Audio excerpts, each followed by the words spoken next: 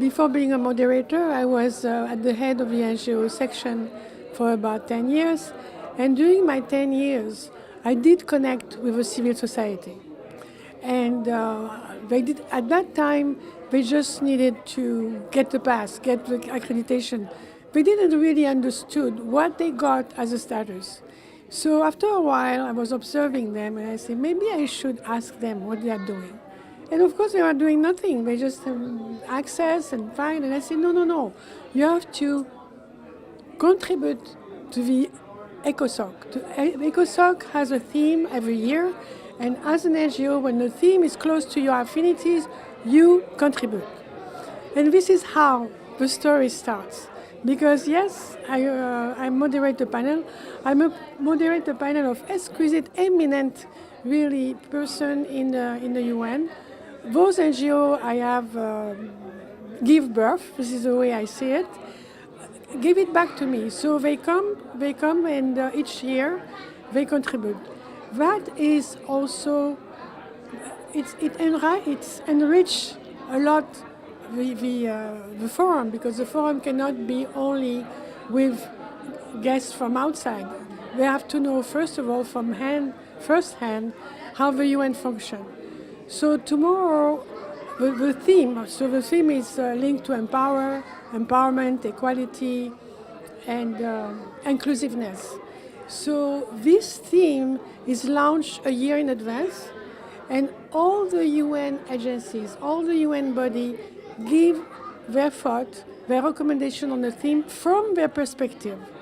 So it's fascinating to know that you are going to hear from so many experts worldwide giving a recommendation on a difficult issue. What is the issue at stake? Money. There is no money. So it's very simple. There's a huge, big agenda, a very solid agenda called the SDGs, the 2030 UN agenda, 17 goals.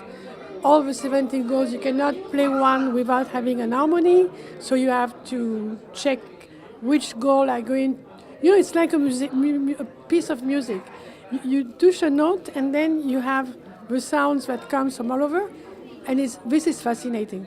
When you reach that level, it's like you are composing a piece, So I get very excited when I have a panel that understand what they are going to do. I meet them one by one before the panel comes, so I know their strength. I know which one is going to say what and why. So on the substantive side, they are all eminent personality, great speaker, substantive, they are pillars, people who guide us. And so it's a mix that interact like the SDGs. You cannot touch this one without the other one.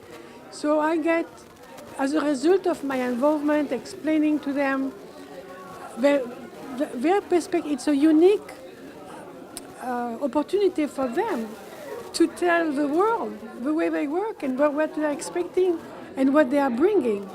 The theme this year is very difficult. It's how to contribute to the financially to the country, to the goals, and we reach a point where it's already 4 years old. We are 4 years in the making. There is 11 years left, and people start to panic. With reason, they panic because they think we are too slow. They think that we have a big agenda that comes from another third meeting on the financial world, which was done in Addis Ababa.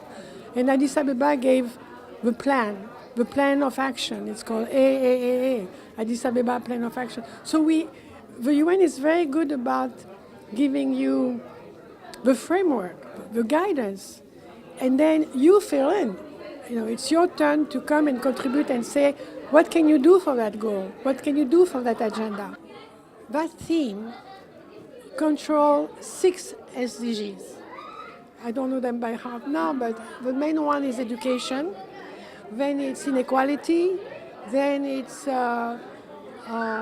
I should have listed them to you, but it's one goal, one theme calls 6 goals. So you have a framework. You are very organized in your thought because you are going to tell them under those 6 goals, what do you do? What are you implementing? So it's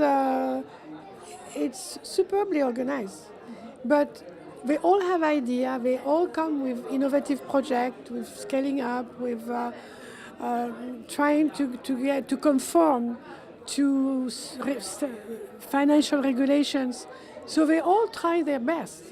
So the question is, why then you have a financial problem? It could be, well, I don't have the answer. I don't have the answer, but we know who to ask, which is already good because you don't knock at any door. We have from the UN the ambassador of Jamaica, who is is part of the Friends of the Sustainable Finance, so he has a very important role. We have Mr. Navid Hanif, who is on his own the director of the Office of Finance in the UN, and they just finished a week ago a panel on financing for development. And we are very fresh from his founding, and he's willing to come to the panel, and that's why he comes first, second after Jamaica, to explain to us what was the outcome of the Forum of Financing for Development.